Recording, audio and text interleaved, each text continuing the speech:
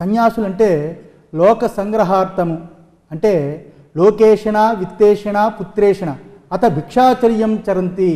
నాకు ఆత్మజ్ఞానం కావాలి, మోక్షం కావాలి, మళ్ళా జన్మంటూ ఉండకూడదు అని వైయక్తికమైన మోక్షం గురించి ఎవరైతే సన్యసించి ఆత్మజ్ఞానం గురించి నిత్యం వాళ్ళు ప్రయత్నం చేస్తూ ఉంటారో వాళ్ళ సన్యాసులు వాళ్ళకి ప్రపంచానికి దూరంగా ఉంటారు, ప్రపంచంతో సంబంధం లేకుండా ఉంటారు, భార్యాపుత్రాదులు వారితో సంబంధం లేకుండా ఉంటారు, ఏకాకిగా ఉండి సన్యాస జీవనాన్ని గడుపుతారు. అది చాలా ఉత్కృష్టమైనది. అలాంటి మహానుభావులు, మహాత్ములు, యోగులు, జ్ఞానులు ఇప్పటికీ కూడా హిమాలయాల ప్రాంతంలో చాలామంది గొప్పవాళ్ళు ఉన్నారు.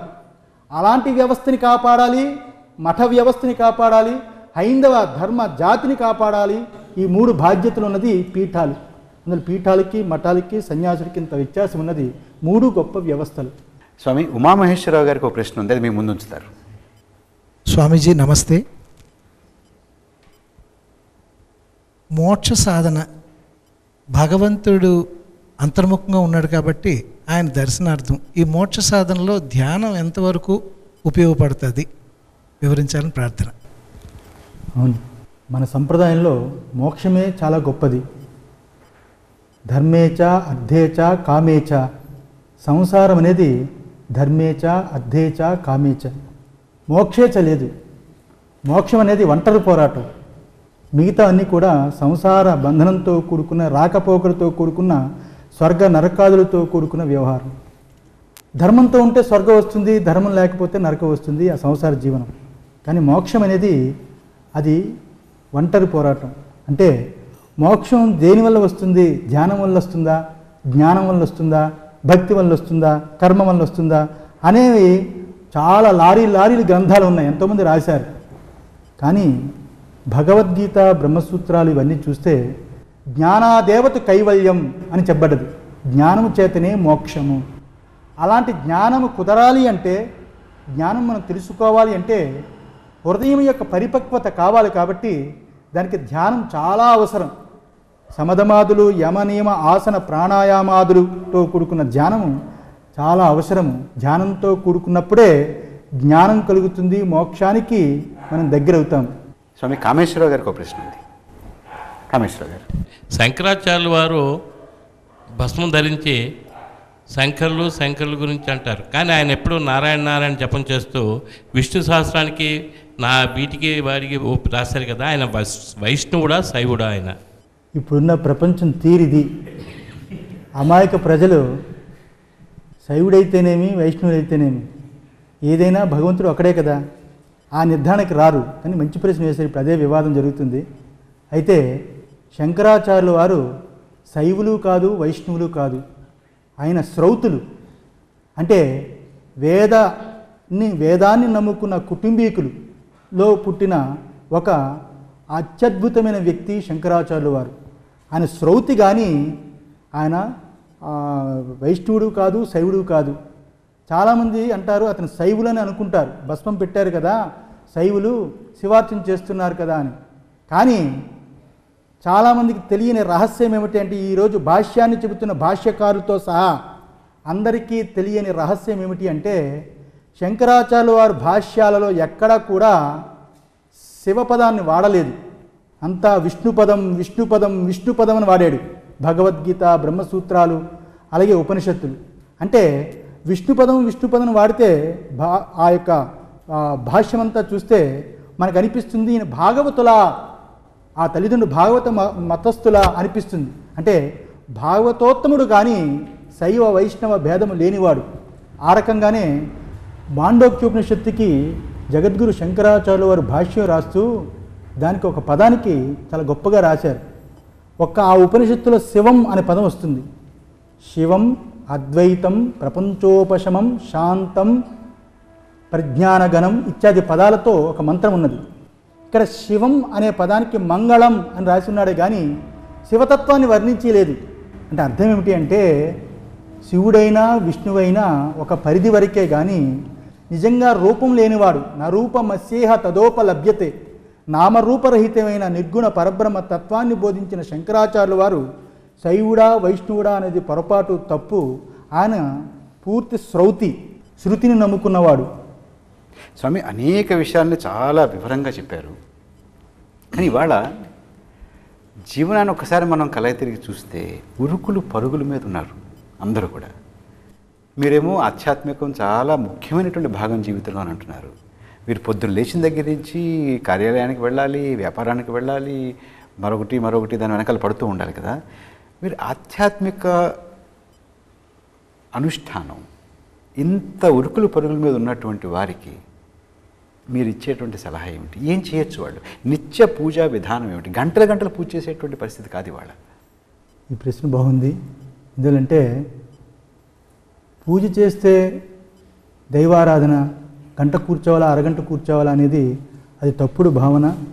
మన శాస్త్రాల్లో దైవారాధన అంటే ఏమిటి, పూజ అంటే ఏమిటి అని చాలా చక్కని నిర్వచనం ఇచ్చింది.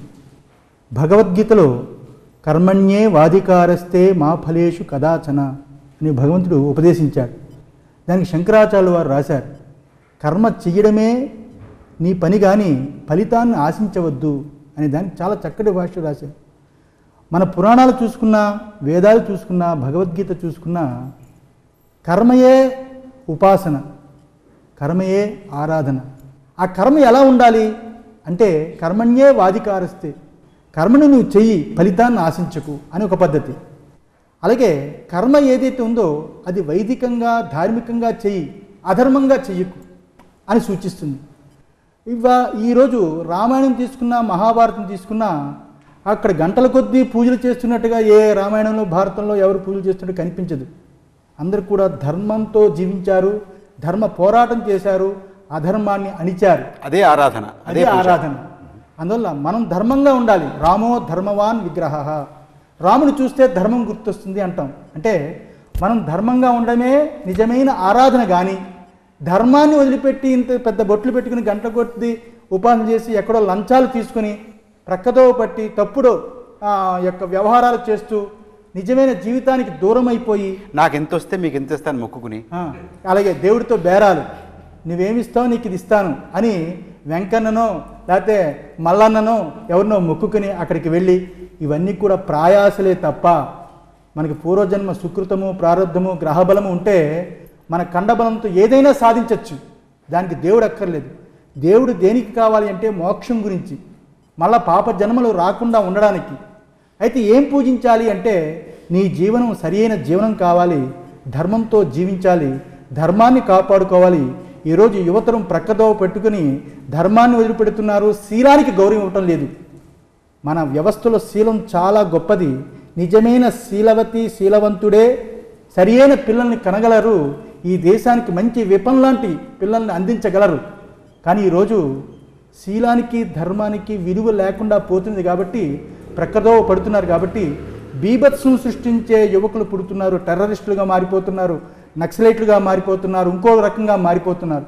ఈ పూరితమైన మార్పుకి కారణం ఏమిటి అంటే ధర్మ జీవనం లేక. ఎంత దేవుడి యొక్క పూజలు చేసినా పూజలు పరిమితం చేసుకోండి, ధర్మంతో జీవించండి, ధర్మం ఏంటో తెలుసుకోండి, రామాయణం భారతం చదవండి. ఎందుకంటే భారతంలో కొన్ని భాగాలు ఉన్నాయి. ఉద్యోగ పర్వం, శాంతి పర్వం, అలాగే స్త్రీ పర్వం, ఇలాంటి అద్భుతమైన పర్వాలు ఉన్నాయి. ఆ పర్వాల్లో యువత ఎలా జీవించాలి, యువత ముందు అడుగు ఎలా వెయ్యాలి, కష్టాలు వచ్చినప్పుడు ఎలా ఎదుర్కోవాలి, సుఖాలు వచ్చినప్పుడు 10 మందితో ఎలా పాలు పంచుకోవాలి అని ధర్మ సూక్ష్మాలు, ఆనందంగా శాంతిగా జీవించే సూక్ష్మాలన్నీ కూడా ఆ పర్వాల్లో ఉన్నాయి. అందువల్ల ఇప్పటికీ కూడా ఈ కాలానికి కూడా నేను యువకులకి ఇచ్చిన సందేశం ఏమిటి అంటే రామాయణం చదవండి, మహాభారతం పూర్తిగా కాకపోయినా ఉద్యోగ పర్వం, శాంతి పర్వం, అనుశాసన పర్వం, శాంతి పర్వం, ఈ స్త్రీ పర్వం ఇవి చదవండి. ఆ రకంగానే పిల్లలకి పెద్దలు పంచతంత్రాన్ని నేర్పాలి. చిన్న విషయం వస్తేనే సెన్సిటివ్ అయిపోయి ఒకరికొకరికి వివాదాలు, వివాహమైన 6 నెలలకే విడాకులు. ఒక స్త్రీ పురుషుడితో సహజీవనం చేయలేనిది, ఒక పురుషుడు ఒక స్త్రీతో సహజీవనం చేయలేని వాడు ఈ దేశానికి వాడు ఏ రకంగా ఉపయోగపడతాడు?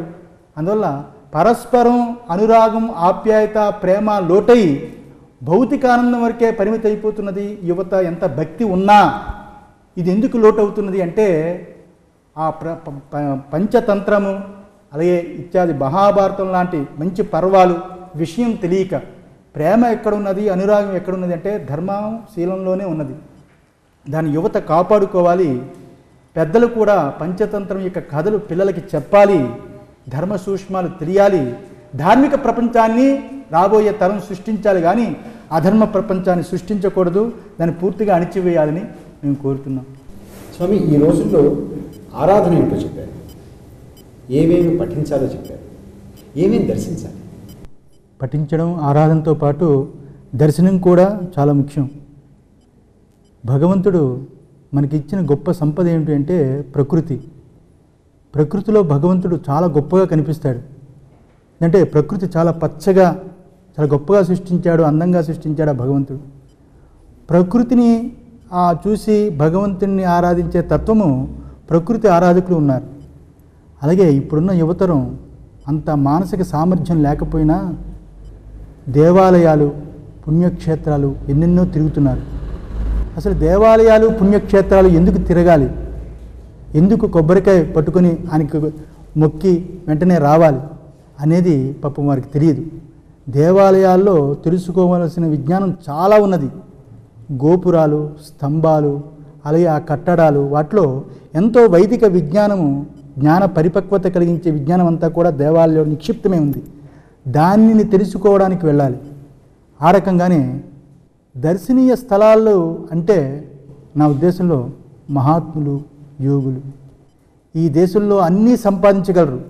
ఎంతో చదువుకున్న వారు ఉన్నారు, ఏదైనా సాధించగలరు.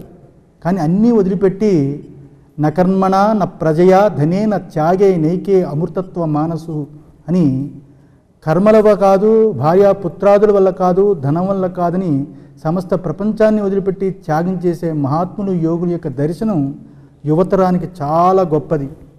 ఎందువల్ల ఈ మాట చెబుతున్నానంటే, రమణ మహర్షి దగ్గరికి ఒక ఆయన వెళ్ళాట. రమణ మహర్షి దగ్గరికి వెళ్ళి, స్వామి మీ వల్ల ఈ లోకానికి ఏం ఉపయోగం? అన్నం దండగా రోజు కూర్చుని తింటున్నారు, పనిచేసి కష్టపడి తినేవాళ్ళు చాలామంది ఉన్నారు. అలా మీరు కష్టపడి పని చేయకుండా తిని రోజులు గడిపేస్తున్నారు, మీ వల్ల ఏం ఉపయోగం అని రమణ మహర్షిని అడిగితే ఆ మహానుభావుడు చెప్పాడు ఏమిటంటే, నాయనా ఈ లోకంలో ఏ వస్తువు లేకపోయినా, ఫ్యాన్ లేకపోయినా, ఫ్రిడ్జ్ లేకపోయినా, ఏసీ లేకపోయినా, ఏ వస్తువు, సామాన్య వస్తువు ఏది లేకపోయినా ఇలా కౌపీనంతో హాయిగా ఆనందంగా జీవనంగా గడపచ్చు అని ప్రజలకు నేను ప్రచారం చేస్తున్నాను. ఇంతకంటే సామాజికమైన ప్రచారం ఇంకేం చేయాలి? ఇలా మహాత్ములు ఆశలు లేకపోయినా ఆనందంగా జీవించవచ్చు అని వాళ్ళ జీవన విధానాన్ని ఇప్పుడున్న భౌతిక ప్రపంచానికి చూపిస్తూ వాళ్ళు నడయాడే దేవుళ్ళ ఉన్నారు. కాబట్టి వాళ్ళని యువత చూడాలి. ఎందుకంటే ఆశల జీవితంలో పరిగెడుతూ కురిసించి జీవనాన్ని అతి తొందరగా ముగించుతున్నారు ఇప్పుడు యువకులు. అందువల్ల ఈ రాబోయే యువతరానికి యువకులకి నేను ఇచ్చే సందేశం ఏమిటి అంటే, మహాత్మును దర్శించండి. ఎంత తక్కువ స్థాయిలో మనం జీవించవచ్చు, మనకు వచ్చే దాన్ని ఎంతమందికి త్యాగంతో అందరినీ పోషించవచ్చు. పేదలు, దళితులు, సామాన్య జీవులు, బ్రహ్మచారులు, ఇలా సన్యాసులు ఎలా పోషించాలి, ఆ ధార్మిక విషయాలు తెలుసుకోండి, మహాత్మును దర్శించండి అని మేము కోరుతున్నాం. వచ్చే వారం గురుదేవో భవ కార్యక్రమంలో మళ్ళీ కలుసుకుందాం. నమస్కారం.